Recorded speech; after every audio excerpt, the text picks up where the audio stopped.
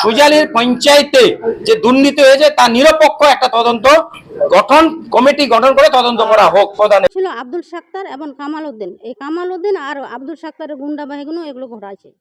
কিন্তু কালকে হঠাৎ ওর গাড়িটা এখানে দাঁড়িয়ে গেল, আর গাড়ির মধ্যে বোম ছিল, বাস হয়ে গেল, আবার বাইরের লোক ছিল না কি ছিল আমরা দেখিনি। আমি তখন বেরজাই মোড় থেকে আসতেছিলাম, ঢুলে যাই আমার কালুহাট অফিসে, আমাদের একটা প্রান্তিক বৈঠক ছিল। ছিল আব্দুল সাত্তার এবং কামাল উদ্দিন। এই কামাল উদ্দিন আর আব্দুল সাত্তারের গুন্ডা বাহিনী এগুলো ঘটাইছে।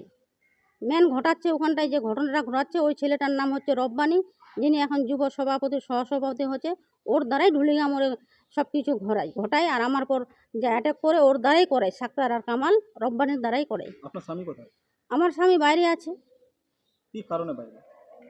ওই একটা 2023 15 আগস্টে একটা যে গুলিকাণ্ড হয়েছিল ওই ঘটনাকে আমার স্বামীকে ষড়যন্ত্র করে জড়িত করে দিল। জড়িত করার পরে আমার স্বামীকে এখন বাড়ি ছাড়া। ওই কেস উপপ্রধানের নামে আছে, ওই কেস রৌশনের নামে আছে, ওই কেস আরও মেম্বারদের নামে আছে। ওরা ওপেনলি ঘুরে বেড়াচ্ছে, পুলিশ ফাঁড়ি আছে, আইসির সঙ্গে কথা বলছে, ফেসবুকে আমি দেখতে পাচ্ছি, ফোনে দেখতে পাচ্ছি।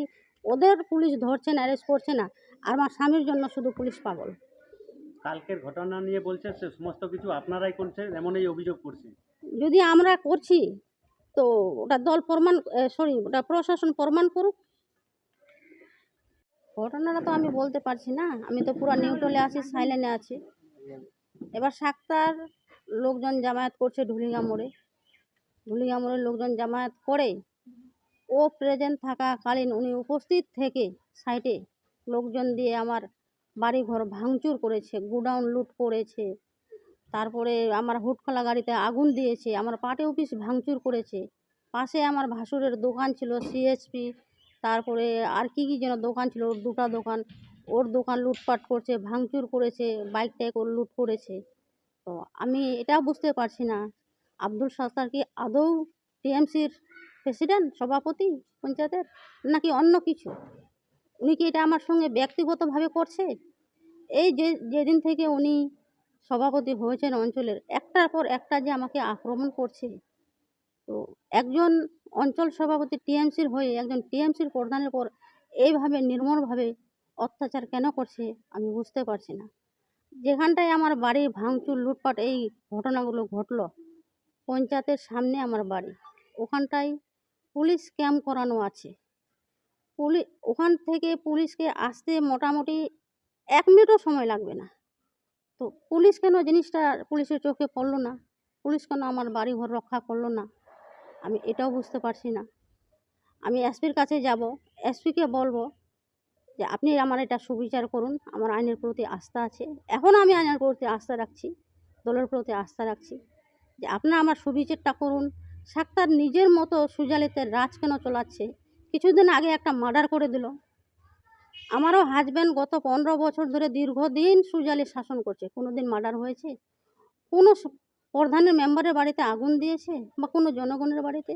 আমি জনগণের সুরক্ষার জন্য চুপচাপ আছি, আমিও সাক্তারের উপর অ্যাটাক করতে পারি, কিন্তু আমি কেন করছি না? যাতে জনগণ বিভ্রান্তি না হয়, জনগণের ক্ষতি না হয়, আমি জনগণের জন্যই চুপ আছি। আচ্ছা, বললাম যে এই যে ঘটনা বারবার ঘটছে, এটা কি তৃণমূলের গোষ্ঠীদ্বন্দ্বের কারণে হচ্ছে? ওরা গোষ্ঠীকন্দল করার চেষ্টা করছে। আমি চাচ্ছি যে না, তৃণমূলের গোষ্ঠীকন্দল না হয়, তৃণমূলের বদনামটা না হয়, কিন্তু ওরা তৃণমূলের বদনাম করার জন্য এটা করছে। ওরা কি তৃণমূল? যদি তৃণমূলের সভাপতি হতেন তাহলে একজন তৃণমূলের প্রধানের বাড়িতে বারবার এরকম আক্রমণ করতেন না। আমার বাড়িঘর ভাঙচুর যা করেছে আপনারা সবাই দেখলেন নিজের চোখে। আমার চা বাগান থেকে, আমার জায়গা জমিন থেকে আমার সব কিছু উনি দখল করে রেখেছেন। যদি আপনি বলেন এটা তৃণমূলের গোষ্ঠীদ্বন্দ্বই। হ্যাঁ, এখন তো গোষ্ঠীদ্বন্দ্বই ধরতে হবে। বলছি আচ্ছা, বললাম যে এই যে অভিযোগ করছে যে আপনাদের যে গাড়িটা ছিল, গাড়ির মধ্যে বোমা ছিল এবং বোমাবাজি করার অভিযোগ করছে এবং বোম ফেটে গাড়িটা কি জ্বলে গেছে, এমনটা কিন্তু দাবি করা হচ্ছে ওদিক থেকে। ওদিক থেকে যে দাবি থাকা হচ্ছে, গাড়ি তো আমার ভিতরে শ্যাটারের ভিতরে ছিল, তো শ্যাটার তো ওরা কেটে বাইরে বের করে ঢুলিগা মোড়ে বাইরে রাস্তায় বের করে আগুন দিয়েছে। যদি গাড়িটা আমার বোমা ছিল, গাড়িটা তো শ্যাটারের ভিতরে আমার বাস হতো, আমার ঘরেই বাস হতো, ঘরে নিজে নিজে আগুন লাগতো, সেটা ফায়ার ব্রিগেডের রিপোর্ট পেতো আর পুলিশের রিপোর্ট পেতো। কিন্তু ওরা তো গাড়িটা শ্যাটার কেটে শ্যাটার থেকে বের করে ভেঙে বাইরে আগুন দিয়েছে। এবং কোনো জায়গায় ধরা হয়নি, যারা বলছে এটা বিভ্রান্তি করতে চেয়েছে। কিন্তু আমার প্রশ্ন আপনাদের মাধ্যমে একটাই প্রশ্ন, যে আব্দুলের একটা জিসিবি গাড়ি, বড় ধরনের গাড়ি, ওই গাড়িটা হঠাৎ ধুলিগার মোড়ে দেখা গেছে এবং ওই গাড়ি থেকে বম বাস হচ্ছে এবং ফায়ারিং হচ্ছে। যে আব্দুলের পরিবার বা আব্দুলের লোক, পুলিশ বলছে ওরা ফারার আছে, বাইরে আছে।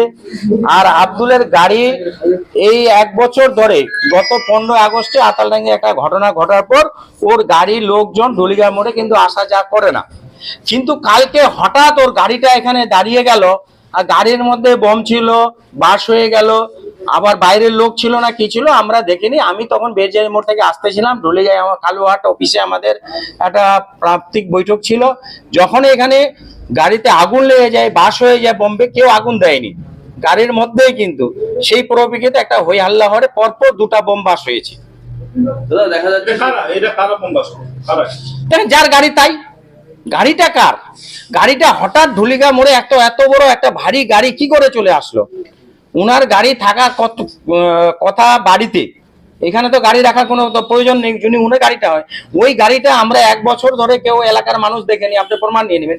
কিন্তু ওই গাড়িটা হঠাৎ ধুলিগা, তখন জনশূন্য ছিল, কোনো লোকজন ছিল না, জনশূন্য ছিল, সবাই মিটিং এ চলে গেছিল কালুহাটে, কোনো আমাদের তৃণমূল কংগ্রেসের লোক ছিল না। হঠাৎ ওই গাড়িটা এসে হঠাৎ বম বাস, হঠাৎ গাড়িটাতে আগুন নিয়ে গেল, এটা নিয়ে আমরা আতঙ্কে আছি। গাড়িটা কিভাবে আসলো, কিভাবে বম বাস হলো গাড়িতে? গাড়িটা যার, ওই বলবে আব্দুল বলছে আমার গাড়ি, আব্দুলের বউ স্টেটমেন্ট দিচ্ছে। তা আব্দুলের বউ স্টেটমেন্ট দিচ্ছে, তা আব্দুলের গাড়িটা বা ওর বোর বা ওর ভাইয়ের গাড়িটা হঠাৎ সেখানে কি করে এলো? ওই গাড়িতে বম ছিল, বম বাস হয়ে গেছে। না, গাড়িতে বম ছিল, গাড়ির মধ্যে বম বাস হয়েছে, বাইরে থেকে 2টা আওয়াজ এদিক দিয়ে শোনা গেছে, কিন্তু কারা করেছে, কে করেছে আমরা এখনো পর্যন্ত জানি না। এটা কিন্তু আপনার মাধ্যমে মানে এলাকার মানুষ, সুজালি এলাকার মানুষ, এই যে উনি দীর্ঘ 10 বছর পঞ্চায়েত চালিয়েছেন, ওনার বউ 5 বছর চালিয়েছে, অন্যান্য 5 বছর। ওই যে গত পঞ্চায়েত নির্বাচন থেকে মানুষ একটা রায় পেয়েছে, সাহস পেয়েছে, ওর প্রতিবাদ করার মতো সুজালি অঞ্চলে 10 বছর ধরে কেউ ছিল না। মানুষ যখন বুঝতে পারলো এই অন্যায়ভাবে, যেভাবে মানুষের জমি জমা লুটপাট এবং পঞ্চায়েতের PMY ঘর, বাংলা আবাস যোজনার ঘরের তালিকায় 1200 লোকের কাছে 20,500 করে টাকা নিয়েছি। এই 20,500 করে 1 বছর হয়ে গেল, একটা লোককে ফেরত দেয়নি মানুষ। এখানে উনি গত 14 আগস্ট 15 আগস্ট থেকে 2023-এ পঞ্চায়েত আসে না, মানুষের রেজিস্ট্রেশন সার্টিফিকেট দরকার আছে, মানুষের কাজকর্ম দরকার, ওয়ারিশ নাম্বার দরকার আছে, এই পঞ্চায়েতে আসে না। এই যে কাজকর্ম না করার জন্য মানুষের একটা জনরোষ তৈরি হয়ে গেছে উনার বিরুদ্ধে, এবং আমাদের দল থেকে উনাকে এই দুর্নীতির জন্য একটা শোকজ করা হয়েছে। শোকজের উত্তর এখনো পর্যন্ত দেয়নি, উনি দুর্নীতিতে ভরে গেছে। আমরা পুলিশ প্রশাসনের কাছে, বিডিওর কাছে, মহকুমা শাসকের কাছে অনুরোধ করব, সুজালির পঞ্চায়েতে যে দুর্নীতি হয়েছে তার নিরপেক্ষ একটা তদন্ত কমিটি গঠন করে তদন্ত করা হোক প্রধানের বিরুদ্ধে।